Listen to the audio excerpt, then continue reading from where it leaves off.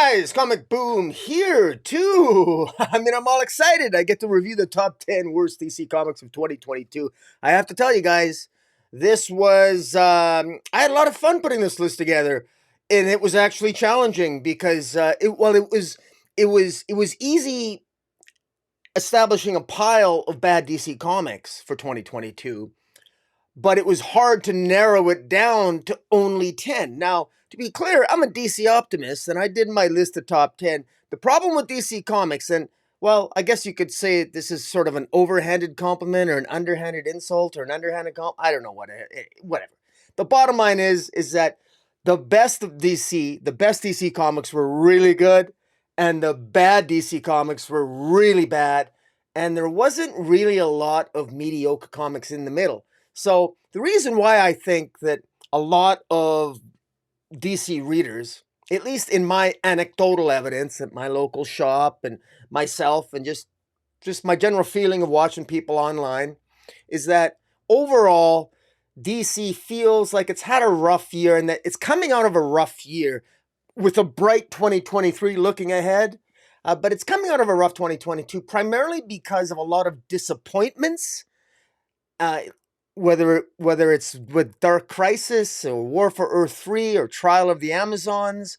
And while some of those might not have been absolutely horrible, they were very underwhelming. And so, when the 10 or 12 really good titles that DC put out, it wasn't enough to sort of overcome this feeling that this was very underwhelming. We were still overcoming the stain of Future State, the disorganization of the corporate meanderings of DC with the AT&T and then the Discovery merger and whatever the heck's going to come next. But in any event, guys, let's get right to it. I got a list of at least 4 of my biggest disappointments for 2022, and I also got my top 10 list here. So coming in at number 10 on my worst DC comic. Coming in at number 10 is One Star Squadron. Now, if you guys forgot that One Star Squadron came out in 2022, you're very lucky. I wish I did. But this was intended to be a parody. This was written by Mark Russell, and I'm hit and miss with Mark Russell. But this is one where, quite frankly, it was trying to be funny and trying to say something about, I don't know, jobless, wash-up heroes, Red Tornado, even Power Girl was thrown in there. What an insult to Power Girl, one of my favorite characters. And the whole thing was it was this business called One Star Squadron where, you can call them up and you can get a superhero to appear at your bar mitzvah or your birthday party. And of course, you got the 1 Minute Man, who was this sort of joke of a character. And don't get me wrong, it had its funny moments. It was 6 issues long, and there was one issue where I got a good laugh out of it, where 1 Minute Man he has a little misadventure at a comic convention where he's mistaken for a celebrity, even though he technically thinks he is, and his powers only last for 1 minute. Anyways, it's kind of a joke, but the whole thing, while it was intended to be a parody, it really came across more like a humiliation of DC, and the timing came out at such a bad time because 2022 really was a time where DC heroes needed to start to shine.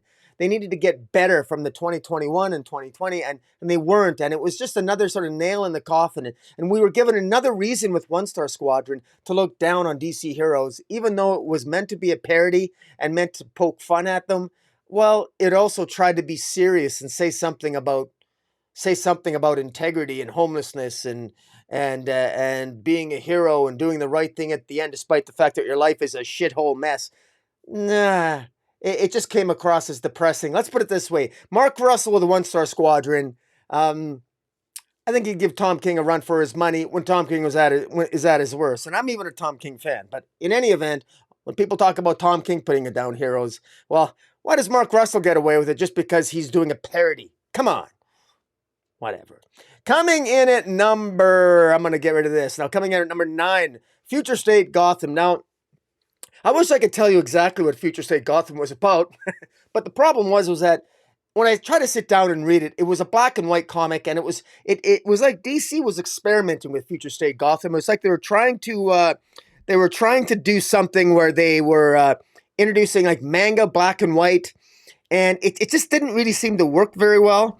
And plus the storyline by Dennis Culver, it started off being written by Joshua Williamson and Dennis Culver.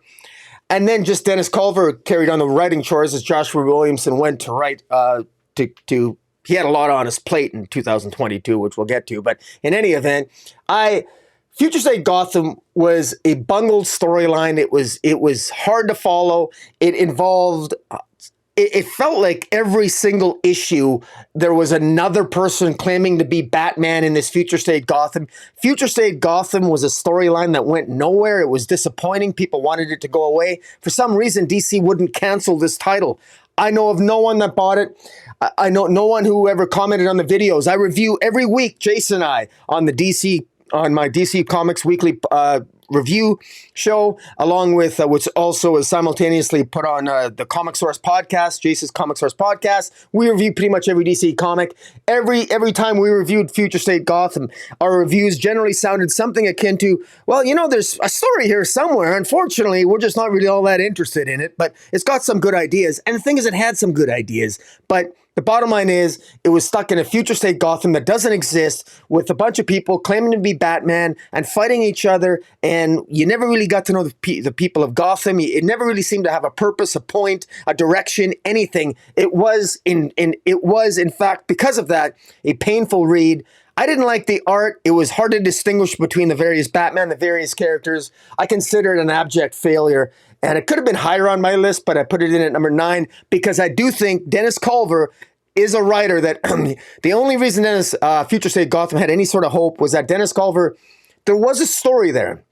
Now, the good news is, I'm hoping this is good news, Dennis Culver, I believe, is writing Doom Patrol going into January 2023. I think the first issue debuts in February, but with Dennis Culver writing Doom Patrol, I got hope for him because I think Dennis Culver, I still think he's a good writer. He just needs to have the right title for himself, and I'm hoping Doom Patrol will be it, or whatever it is he's going to be writing, because I think that there's some potential there. And here's hoping. All right, so coming in at number 8, Batgirls. Batgirls suffers from two things which make it a catastrophic failure. And that is the fact that it has the wrong writers combined with the wrong artist on virtually every issue. Now, Jorge Fornes, I think it was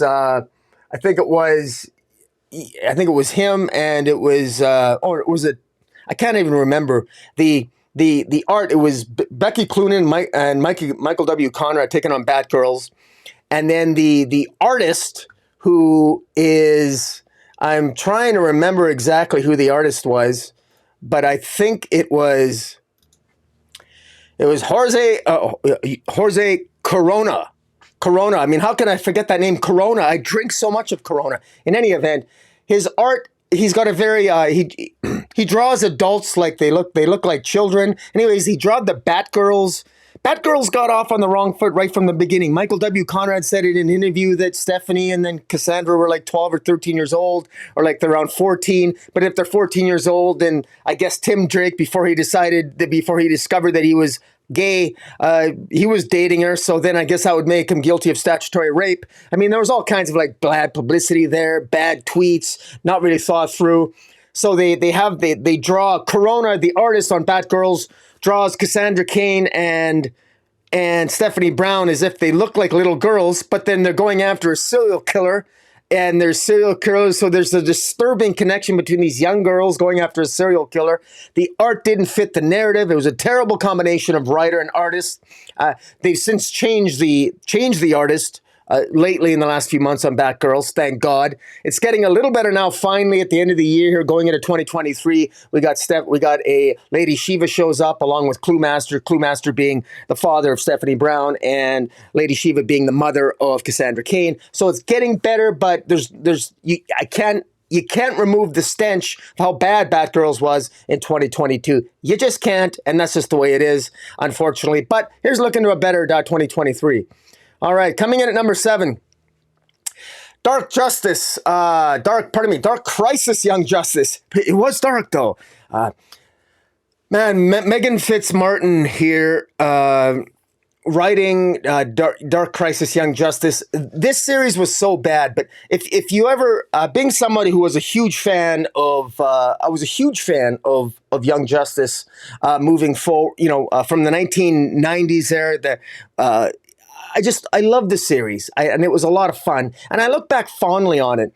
But here's the thing: when I started reading Dark Crisis Young Justice, unfortunately, writer Megan Fitzmartin used this as an opportunity to basically tell all us readers that, oh, by the way, you're all misogynists, you're all pigs. You shouldn't like the way it was written in the 90s.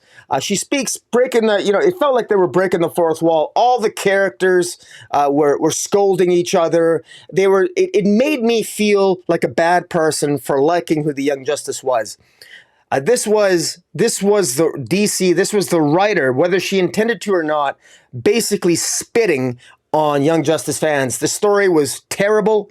It started off they were literally at the Hall of Justice. They disappeared. They went to an alternate universe, fighting different versions of themselves, and then different versions of the Titans, and then different versions and similar versions that we remember of the Justice League. And then Mickey shows up, the son of Mxyzptlk, and says that he just misses the way the Young Justice members were in the 90s, and he doesn't like how everyone doesn't like them anymore, and then they're not given the respect they deserve. In other words, trying to break the fourth wall and being so wise, and so what a great storyline. It ended up being terrible.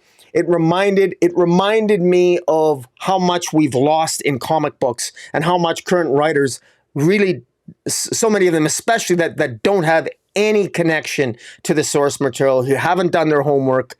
It just reminded me how bad it can be when you put someone on a title that doesn't know what they're doing, or quite frankly, even if they know what they're doing, where are the editors on this? I mean, don't put out a title, Young Justice, if it's written this badly. This was terrible. This has done harm to the brand as far as I'm concerned. Because let's face it, if the time of Young Justice has passed, which was the central message of this, we're older now, we're not Young Justice anymore, well then why do the series? Don't do a series. Have a different makeup. Have a different team makeup. Have different members for Young Justice. Why put out this garbage? This had a stench on it that was unbelievable. And I got to tell you, it was extremely, extremely hard to read each issue, feeling that I was getting bitch slapped every time I read it. Good grief, I hated this. But I tell you what do? You get to the end of this series, and then finally, all the Young Justice members, who are now all older, they finally return. They missed the Dark Crisis. The Dark Crisis series itself, they completely missed it. Another reason why Dark Crisis was a disappointment, aside from just being a Nightwing story, it didn't really star a lot of the very people we wanted to see in it. I mean, unfortunately, George Perez wasn't around to be able to have the discipline to draw all the necessary characters necessary for a Dark Crisis sequel. Daniel Semper, the artist on Dark Crisis, is phenomenal. He was really good. But he's no George Perez, and sadly, of course, we lost George Perez in 2022, and we're just going to have to live with that. But in any event, that is the garbage of Young Crisis coming in at number 7. But not to be outdone, in comes Punchline. Punchline comes in with a big winner here, and let me see here. Yes. The Punchline backup in Joker in 2022 was absolutely terrible. Now, James Tynion, he created the character of Punchline. On the surface, she had a lot of potential when she first came in during Joker War. She looked like she was going to be, yes, kind of a Harley Quinn replacement, or a Harley Quinn analog, but one that could allow DC to explore Harley Quinn the way Harley Quinn ought to have been, or was at one point. In other words, an actual partner or an actual sidekick to the Joker, and one that could be abused and everything else. And you could actually do something with the character Punchline, and she could be hateful and evil, because Harley Quinn has had her evil side. She's had different iterations of herself: anti-hero, hero, villain. Well, with Punchline, you could go in very different directions. Imagine a Harley Quinn, but having her own agency, but far more evil, far more prone to the darker aspects of the Joker, rather than ultimately finding any kind of redemption like Harley Quinn did. Punchline had a lot of potential. Unfortunately, the backup feature that Punchline was in the pages of the Joker, was absolutely horrible. Now, I gotta say, I should say here that in the backup of the Joker, in the cover B, there was cover A for the Joker series and cover B. Cover B often had Punchline on the cover. Unfortunately, all Punchline ended up being was she ended up just going to jail. There was this nonsensical plot line where she ends up in jail, and then Harper Row goes in after her, and then the focus, half of the story was on Harper Row's brother, who's gay, banging some guy named Bluff, who's on the Royal Flush Gang, and Punchline ultimately gets found in a terrible storyline, terribly written, making no sense. I won't go into the plot line. It was all over the place. Harper ends up going to jail. They find all these witnesses against Punchline. Naturally, they all end up getting killed. And Joker doesn't even show up. You would think the Joker would help her, but he doesn't. But no, Punchline manages to get away scot-free. She's found not guilty of murder in a plotline that makes no sense, badly written, badly put together, and I lost so many people. I know so many people lost interest in this character because of that, and unfortunately, it's hard to get back to that. Now, is there some lipstick that we can place on this pig called Punchline? Because we know she's got some dark lipstick. That's what she's into, right? Well, Punchline is now written by Teenie Howard and her husband Blake Howard, and the Punchline, a Gotham game, is actually better. Before, Punchline now is trying to get her own agency by taking on Catwoman. She was in Catwoman 50. Catwoman is now in jail, and I think Punchline now is going to try to trying to one-up the Joker. She wants to establish her own reputation. In the recent issue of the Gotham game, issue 2, it was established that Punchline wants to establish for herself her own reputation, and she doesn't want to be associated with the Joker, et cetera, et cetera. Which, for me, I've lost interest in the character. She wants to have her own rep? No. She was more interesting as a sidekick to the Joker, so that Joker could bitch slap and abuse. Frankly, that's why she's interesting. That's why she's interesting. So she could be bitch slapped and abused. Why? Because that's what women that are psychologically controlled by evil psychopaths do. Or at least if she's going to be a psychopath, have her be a sidekick to the Joker. You need to organically develop her. You know, people are so goddamn impatient. DC, you need time to develop Punchline.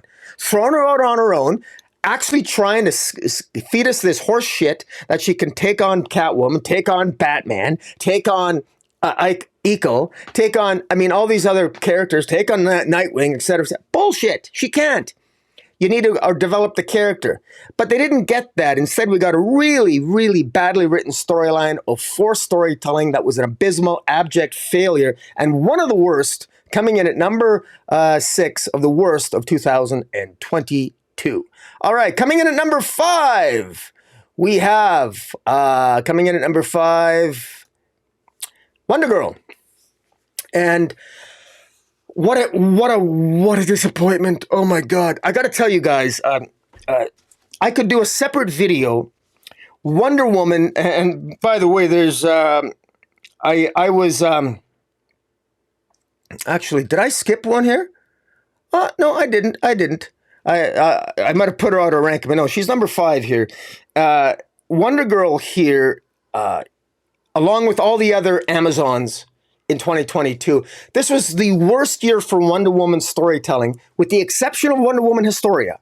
Kelly Sue DeConnick's Historia is fantastic. I love it. In fact, I want to put on that caveat. I want to make sure that that caveat is made clear for all to see, because it's very, very important. I want to make sure I have that here. Maybe I can't find it. I thought I had the caveat here, but maybe I didn't. Yes, here we go. Incidentally, I could easily have done a separate video on how bad every comic that had Wonder Woman in it sucked this year. And Wonder Girl and Artemis and Nubia, they all sucked, except Astoria, which was amazing. Okay, so I'm just going to leave that there as I review Wonder Girl here. Wonder Girl was terrible. Joelle Jones is a great artist, but she's too slow. Unfortunately, it was established that she's too slow, and she's incapable of, despite being very, very slow with her art, and you would think would have plenty of time to write a good story, can't write a good story for Wonder Girl if her life depended on it. Obviously, it didn't. Maybe if it had, those stories would be better, but it's not. These stories were awful. The plotting was awful. Unbelievable as it sounds, in a series called Wonder Girl, it was Cassie Sandsmark who ends up being the hero of Wonder Girl's own series. It was Cassie Sandsmark that managed to manipulate or at least sort of outwit Zeus Hera and Zeus in the Wonder Girl finale, which again was ridiculous. Wonder Girl, she's attracted to a stage 5 clinger by the name of, what the hell's his name? Again, stupid name. Some Brazilian bus driver. That's stinking big, right? Good God. And then she's banging some god, the idiot Cupid guy with the arrow. Eros. Yeah. With the bow and arrow. Stupid. None of it made any sense. It was unclear exactly as to what was going on. We're not even sure. I mean, she's unlikable. She started off as being, in Future State, she started off so well. Joelle Jones has only done one good Wonder Woman story, and that was the very first one she ever did, where it was a story of Wonder Girl in Future State, where she seemed to be making mistakes. She seemed to have a little bit of an attitude, but she was making mistakes. But she learned but it showed somebody that I was going to be interested in getting to know. Now I've got no interest in getting to know this character. She's arrogant. She's unlikable. She's not. She's got no origin. She's got a really shitty origin. We got a terrible origin tale. We know nothing about the Esquisita tribe. They're just literally a bunch of idiot tribal morons sitting in. Nothing is vibrant about them. Nothing is intelligent about them. Nothing. What did they accomplish? How are they different than the Themyscirans? Themyscirans were portrayed like idiots and bigots and riddled with systemic misandry. It was just absolutely terrible. And again, terrible title, very badly done. And again, it's so nice to be able to vent like this and just say how I feel, because these are terrible titles that they need better writers on them, and you need to take the time to do it right, and that hasn't done. The legacy in the DC universe, the legacy in 2022 was an abject failure. The only legacy character that gained any kind of props was Nightwing, but let's be blunt, who really thinks of Nightwing as a legacy character? He's been around as long, he's been Robin for the longest time. He's been around as long as Robin, he's been around as long as Batman. So to call Nightwing a legacy character, technically he is, but it's kind of cheating, isn't it? Anyways, but that's another issue. Let's keep on going here because now the next one is Trial of the Amazons. Now, Trial of the Amazons is so bad. I want to say it's not just Trial of the Amazons though that really royally sucked. It was Wonder Woman Evolution. Also, Stephanie Phillips thing, very disappointing, terrible. Nubia, terrible. The Olympus Rising one-shot, terrible. Artemis one-shot, terrible. The main Wonder Woman title itself, terrible. All these things were massively disappointing. Trial of the Amazons was a narrative mess. Time and time again. What was astonishing about it is we live in a day and age where there are comic book review sites that will routinely hand out 10 out of 10s like they're throwing away Halloween candy, right? It's unbelievable.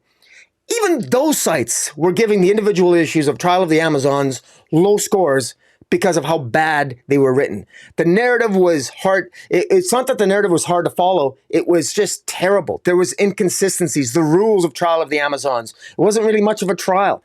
Queen Nubia was a complete bitch. Hippolyta kills herself. Hippolyta commits suicide. She is not killed by Artemis. She sets Artemis up to kill her, but she doesn't actually do that. Artemis gives her poison. Hippolyta drinks it. That's called suicide. That's not called murder. So they even got that wrong. They don't even know the difference between a suicide and a murder. And that was never addressed. Hippolyta decides that she's going to become a goddess. You're going to make Hippolyta a goddess? Why? We need a new goddess, like we need a hole in the head. Why? Because Amazons need better representation amongst the gods of Olympus? No, they don't. Yeah, that just suddenly occurred to you now. And even if that's the case, she's not a god. You don't get to become a god because you want to become a god. It's ridiculous. It's a dumb plot point. It's a dumb plot point. And in any event, abject humiliation of the gods. The gods under Clunrads are under Becky Cloonan and Michael W. Conrad and Wonder Woman, under the Olympus Rising, under Artemis. Gods are portrayed as idiots, as morons. Now, I know that in DC has done a horrible job over the decades in their portrayal of the Greek gods. The only actually unique portrayal of the Greek gods was under Brian Azzarello's stellar Wonder Woman run, and as crazy as he treated the gods there, at least they were interesting and were not humiliated and treated like idiots. But they are here. I can't think of a single good thing that came out of Trial of the Amazons, except it's over now. And it was a really bad year for Wonder Woman, a really bad year for Wonder Girl, a really bad year for Artemis. Artemis especially was abjectly humiliated. I mean, my God, leave Artemis. You had her with Jason Todd, and then you humiliate her by putting with a bunch of women that are embarrassments to their gender and certainly to their island nation. And by the way, Wonder Woman, to all you Amazon fans, I'm going to throw this out to you. Any island consisting only of women that suddenly props up and refers to the rest of the world as man's world, constantly referring it to a man's world, that's misandry. I mean, can you imagine this, the degree of systemic misandry, akin to systemic racism, that you refer to the entire world as man's world, despite the fact that there are more women on it than men. The Amazons are bigots, plain and simple. And they walk around like they're portrayed like idiots. But hey, we're supposed to all clap our hands because now we got more black Amazons and we got a trans Amazon, and we get to violate the rules and let's throw some gender confused Amazons on the island too. Let's have a lot of fun. Let's do all that stuff. Yeah. Why? Because we're inclusive. Please. Garbage title. Also, the one title that actually had some promise, and maybe still does, was Nubia. Stephanie Williams at first did a decent job with Nubia by introducing Medusa. Unfortunately, she did nothing with it. And more time was spent on making sure that everybody knows that Hippolyta has a lover. And making sure every single issue, Hippolyta's love interest was front and center. And the big Doom's doorway, nothing came of that. Nothing came of it. The whole thing was an embarrassment, an absolute embarrassment. And again, DC needs to overhaul their entire Wonder Woman team. Everyone's got to come off, everyone. And they got to hire people that are more experienced and are better writers, because they don't have them on right now. Straight up. That's just the way it is. I could comment on Wonder Woman Evolution. Stephanie Phillips did that. Very disappointing. Mike Hawthorne's art was awful. It was terrible. That story would not have been saved with a better artist. It was just a badly written story. It was one-dimensional, and once again ended with just another one-dimensional, generic white male bad guy who just decides he wants to put nanites in Wonder Woman, and apparently it was so boring. It was so boring. I actually just want it out of my head. But in any event, that is what it is. All right, so coming in at number 3, Teen Titans Academy. Wow, guys, remember this? Abortion? We probably are forgetting about this, and for very good reason we should. This was all about Red X. Now, in defense of Tim Sheridan, the writer, Tim, this is a prime example of a writer who, Tim Sheridan did not want to focus as much on Red X. He was told by editorial that to do so. He probably would have told different stories and better stories had he been given more editorial freedom, more freedom to do what he wanted to do. There were moments there, for example, in the Teen Titans Academy Annual, there were stories where there was really good character development of some of the students, but we never got enough of the students in the classroom. We never got enough of the students just communicating and talking with each other and interacting with each other. It was so many crossovers with War for Earth 3 and then with Suicide Squad. And while they were interesting, we never got a lot of development, organic development of the characters themselves, where none of them really came across as likable. And I reviewed it every time it came out. I'd review it with Chase of the Comic Source podcast, and I still struggle to remember who the kids' names are, and it was just disturbing. And the final issue here, the final insulting nail in the coffin, the final issue of 15, it was almost like a grooming issue. It was just kind of sick. It had an older guy with a beard, sort of like it felt like he was grooming one of the heroes. It was just disgusting. It was just what a terrible series, and it had so much potential, but man, it was an abject disaster. And let's put it this way: Strange Academy at Marvel is doing it right. And there's even Arkham Academy in the current pages of Batman Urban Legends, which is going to be ending soon and is going to be coming, I believe, Batman Brave and the Bold. I would like to see Arkham Asylum, the first class of Arkham Asylum Academy, or Arkham Academy. I would like to see that, because in just two appearances in just 2 issues of Batman Urban Legends, the students of Arkham Academy are more interesting than 15 issues of Teen Titans Academy and an annual, and a crossover with War for Earth 3. That's how crazy that is. But before I get to number 2, let me try to get rid of this. Yeah, there we go. I'll get rid of the bottom part there. All right, so coming in at number 2, guys. Aquaman. Yeah, Aquaman. The abject failure of Wonder Woman, I've already talked about. Anything to do with Wonder Woman, except for Wonder Woman Astoria, sucked in 2022. Now, Aquaman was another abysmal failure. Now, Aquaman represents the failure of any and everything to do with Aquaman in 2022 failed epically as well. Not as bad as Wonder Woman. Well, that's not true. It's Black Manta. I'm a little spoiler alert, guys. My number one is Black Manta. Okay, but let's talk about Aquaman first. Aquaman. We had Aquaman: The Becoming, which was very important because we needed to be told that DC has this stupid idea that, well, hi, I'm Superman. This is my son. What's his name? Superman. Why are you called the same name? You're different characters. Well, Superman is a mantle. Okay. So you got Superman and you got the younger Superman. You can't call him Superboy because he's Superman now, because I guess you got to cater to a different demographic, right?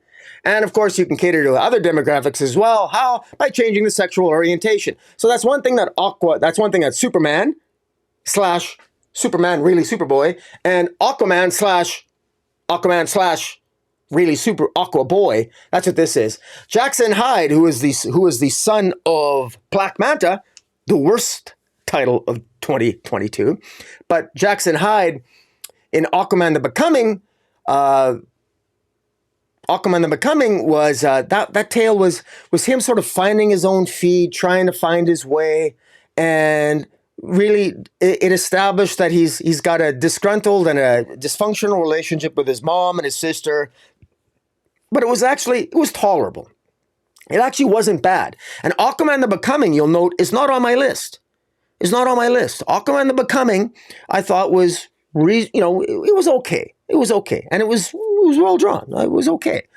But going into Aquaman, Jackson Hyde's characterization changed. I'm trying to remember who I know it's, yes, Chuck Brown and, Brandon Thomas. Chuck Brown and Brandon Thomas were the writers on this. Chuck Brown is the writer of Black Manta, and Brandon Thomas, writer of Aquaman: The Becoming. This Aquaman series was it was so hard to follow. It was terribly paced. It was just not well written. It had to do with apparently the descendants of Atlantic citizens and that are displaced all over the globe suddenly became bombs, and they would build bombs and they would blow up places around the world, and the UN got involved. And it sounds like it should have been a big deal, but it was hard to follow. It made little sense. It had the villain, I can't even remember the villain's name. It was actually just a boring white male villain who dies in the 6th issue. It was so badly done, completely forgettable. This is one of those things, is that when you put writers that don't know the characters very well, and despite their best efforts, and you got editors that clearly don't know the characters, and you got, if nobody can step in and say, guys, this is garbage, we're getting rid of this, we don't like it, this is what you end up with. Aquaman moving forward has to overcome the stain of Aquaman. This was a horrible series. It ended horribly. It ended with Aquaman, with a note in Aquaman number 6, it actually ends with Aquaman being, with everyone else finding out that Arthur Curry, the real Aquaman, being killed along with the other Justice League members in Justice League 75. But just a disastrous series. But this pales in comparison to the abject disaster, number 1 on our list, worst title of 2022 at DC, by far, Black Manta. I don't know, and by the way, when I say every now and then a comic book comes along that actually makes me question my love for the medium. Just let that sink in. I've been reading comics since I was 7. That's a long time. Good God, I'm 50. I turned 54 in about 2 weeks, and I've been reading since I was 7. I can't do the math. I'm too old. And let's put it this way: when something makes me question my love for the medium, you know it's bad. Black Manta, I challenge anyone to figure out exactly what was going on, the plot. It dealt with a mineral called oraculum.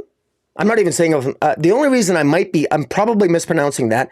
If I'm pronouncing it correctly, oraculum, this was if I'm pronouncing it correctly, it's only because I got it right by accident, because I reviewed 6 issues of this throughout the year.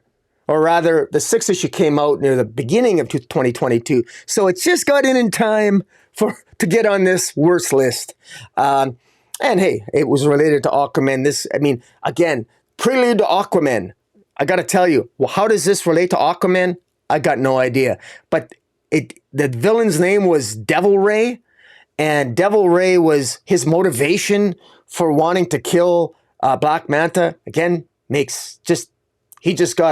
he was a young boy and he always looked up to Black Manta. And then when he got older, he became one of the Manta Men. And then he was kicked out of the Manta Men. And then he got pissed off, and he always hated Black Manta. Motivation is non-existent here. Writer Chuck Brown, I got to tell you, the dialogue here was terrible. There were full issues. Literally, I remember there was full 2 or 3 issues where we would go, and we never even had a name for one of the characters, the female characters, whose name I forget, because Chuck Brown doesn't think it's important to tell readers who the character is.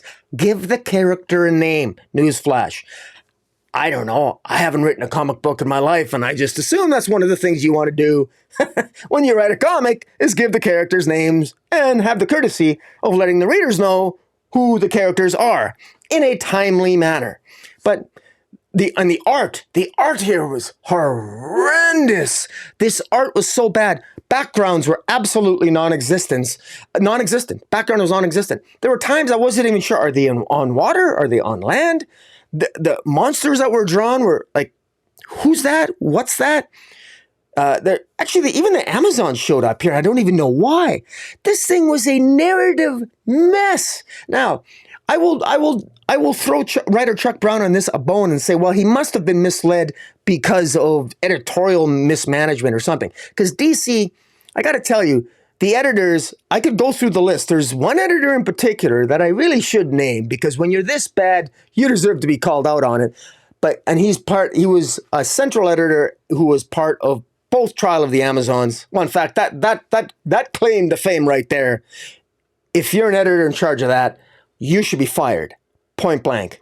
I don't know. It's like, did DC, for all these comic books on this list, this worst list, I think that DC said, okay, we're going to try to hire the worst editor we possibly can to see how low we can get our sales. But the good news is we're not going to tell people how low the sales are because we don't have to do that anymore because we're not with Diamond. Anyways, that's me being a cynical bastard, and I don't care. This is a rant. This is the worst list, and I'm having fun. And hey, I wonder if any of you can disagree with any on this list. I predict that. So on this list, I bet you that there are going to be people out there that will, if there's one comic book on this list that people will like because they like the character, is Wonder Girl. Wonder Girl is a character, just a review. Wonder Girl is my fifth worst DC title of 2022. At least Wonder Girl maybe has some potential because when you're written that badly so early in your comic book career, you can have future writers come and put a lot of lipstick on the pig that was your original writings, right? Wonder Girl is just one good writer away, one good story away from being a character that people will actually find interesting. But she absolutely needs a more detailed origin. She needs a more interesting origin. The Esquizita tribe of the Brazilian rainforest needs to be made infinitely more interesting. They need to be given more gravitas. Remember how stupid the Amazons were portrayed. The Esquizita have existed for thousands of years, and they were just discovered by the Themyscirans. The Bana McDowell tribe is located in the deserts of near Egypt, the Sahara Desert. Pardon me, not Sahara. The deserts of Egypt, and they they didn't know of each other's existence for thousands of years. They finally get together. They have this trial of the Amazons, and they all decide that whoever wins is going to become queen. What? And then of course, that's not what happens because it's not actually a trial. It was never a trial of the Amazons. So the entire name of the event was total bullshit. There was no trial to be had. And to top it off, at the end, I guess Queen Faruka decides that, Hippolyta, you did such a good job fighting. I watched you fight, and you look kind of hot, so I'll let you be, you can be queen of my Amazons too, the Bana McDowell. And then the Esquizita tribe queen was so sick she never even had the decency to show up. She said, I guess she accepted Queen Nubia as being queen of all the Amazons. And so now the Amazons are united. And why? Stupid. It's boring, it's uneventful, and who honestly believes that an island isolated 3,000 isolated women on an island, who honestly believes they're going to be reasonable to deal with? Come on. I mean, pay attention. Come on. That ain't going to happen. I don't believe that for a second. Women don't get along. You expect me to believe the three tribes of Amazons are going to get along each other? Sing hands? Have an adventure, hold hands, and then sing Kumbaya and everything's happy? Bullshit. Wake up. Anyways, no verisimilitude at all on Trial of the Amazons. That is a fact. And it's a comic book. You're looking for drama. And you got three tribes of women. And there's no drama? Oh my God. Give me a break. And it's all written by women too. So I don't know. It's like, really? Maybe they got wish fulfillment. Maybe they understand they never got to get along with women in their own lives. So it's a comic book, it's a fantasy, so let's create a story where women get along. It's a fantasy, all right. In any event, okay, so we're done that. Now I want to talk about my biggest disappointments, my runners-up for biggest disappointments. The first one is Justice League versus Legion of Superheroes. This was Brian Michael Bendis. Justice League versus the Legion of Superheroes. It will surprise no one to learn that the Justice League never did fight the Legion of Superheroes in this entire story. And you'll also note that DC, in desperation to get people to give a crap about this title, this issue 3 is indicative of the entire series. Here it's a series called Justice League versus the Legion of Superheroes, and the only character on the cover is Batman. Pathetic. That's pathetic. Whoever the editor is, fire them. But I guess maybe it's all down to marketing. It's like, no, nobody's going to buy this if the Legion of Superheroes are on it. No, it's just because they're on the title doesn't mean they should be on the cover. Same with the Justice League. We just need Batman. We don't need Justice League. And of course, you want to know how badly the DC doesn't need the Justice League? The Justice League at the end of Dark Crisis. Dark Crisis. Dark Crisis. Why does that sound familiar? Ah, yes, it's because it's my other most disappointing title of 2022. Dark Crisis. At the end of Dark Crisis, the Justice League decides, you know what? We're going to reevaluate. We don't want to. We know that the Great Darkness is still out there. We're just going to disband, and we'll let Nightwing, the guy that got the shit kicked out of him throughout the entire Dark Crisis, we're gonna leave the safety of the Earth in his hands, and we'll let him form the Teen Titans because he's so good. He's such a good guy, and he's a really good teacher too. We all know how well Teen Titans Academy worked out, don't we? Please. Anyways. Huge disappointment. You want to know what I feel about Dark Crisis? You can look at my review for DC Comics for review of DC for the week of December 27th. I did do a whole rant on it. Just such a disappointing series. It was basically Dark Crisis. It was not a sequel to they call it Dark Crisis on Infinite Earths. They did that for marketing purposes in what has to be one of the dumbest displays of marketing I've seen in a long time. It was on issue 3. They changed the name from Dark Crisis to Dark Crisis to Infinite Earths. This was not a sequel to Infinite Earths. They think it is because a guy named Pariah is in it, and it ends with the Infinite Earths coming back. But you actually need a plot to justify it, and the plot makes no sense. Joshua Williamson is terrible at comic book science. He showed his uselessness in that regard during his Flash run, where he couldn't get his he can't get his Flash facts straight if his life depends on it. The guy changes the rules of the Speed Force every day. It's ridiculous. The guy just doesn't get it. And he changes plot points every day. He changes the comic book science every day. Comic book science can make sense. I know that when you deal with the universe and the multiverse and the bleed and the Speed Force, and you're dealing with all these different forces, I know you're making up crap as you go along, but you can make it consistent. And he didn't. And the plot points changed like crazy. First, Pariah was the villain. Then the Great Darkness was the villain. Then the Dark Army was the villain. And then it was Deathstroke that was the villain. Then maybe it was Nightwing. And then it went back to Pariah. And then it went back to maybe it was hinted at Black Adam. Then it went back. And then it went back. Then Darkseid. And then it ended. And then the Great Darkness went home. And then Mr. Terrific and Zatanna and Flash both concluded, well, the Great Darkness it's gone to sleep, and if people want to believe the Great Darkness was a bad guy, okay. And then Mr. Terrific says, well, that sounds fair. So what happens? I've got no idea, and you won't find anybody that knows what happened in this series other than to tell you, well, the Great Darkness had something to do with it, and it sort of was there, and then it wasn't at the end. Oh, and Nightwing showed up, and Nightwing, good thing Nightwing was trained by Batman, because Nightwing, just being an ordinary human being, overcame the Great Darkness just by thinking about hope and floating like the frickin' Messiah. Anyways, this was an embarrassment of a storyline and an insult to all things Crisis. And that's saying something. Okay, so there was another disappointment here, I believe. Yes, I hate to put this on here, but Green Lantern, John Stewart, the Emerald Knight. The reason why this is not on my top 10 worst is that this was a confusing mess, but writer Jeffrey Thorne had a lot of really good ideas here that I liked. He had a lot of really good ideas here that I liked that were incorporated in the 12 issues, and it recently ended with a one-shot Green Lantern Emerald Knight, well, now there's actually 2 John Stewarts. One that's because the reason why there's 2 John Stewarts now is because one's come from Hyper Time and has stayed in the dark sector, and our John Stewart has come back to Earth and is going to be written by Philip Kennedy Johnson going into 2023.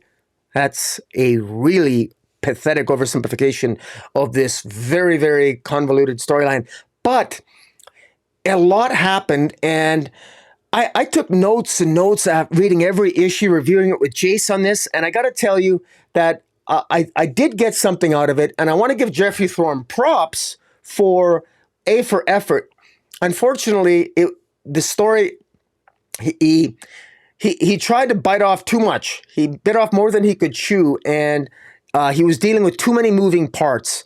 If it could have just been a John Stewart story where something other than him taking on the God Storm and getting the power of the Source and ascending to some greater being-like status, it needed to be more personal than godlike as it was, and it never worked. It never flowed very well, and it was just disappointing.